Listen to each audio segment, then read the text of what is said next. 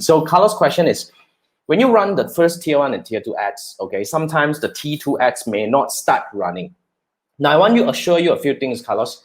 If it's not running, you won't be charged, okay? So it doesn't, it's okay. First thing first, I want to assure you this is completely fine, because as your tier 1 ad just got started, those people who have taken the first action has not reached to a momentum.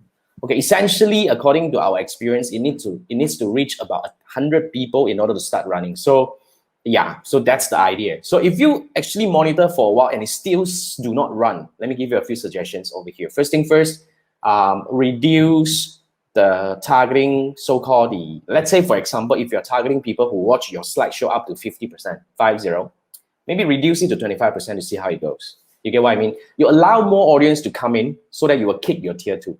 But as the first few days, it is entirely okay for this scenario to happen, because you need to accumulate enough audience for the T2 to start. So either you release more audience into the whole framework, into the tier 2, by putting a more lenient retargeting options to come in, or you can lengthen the duration.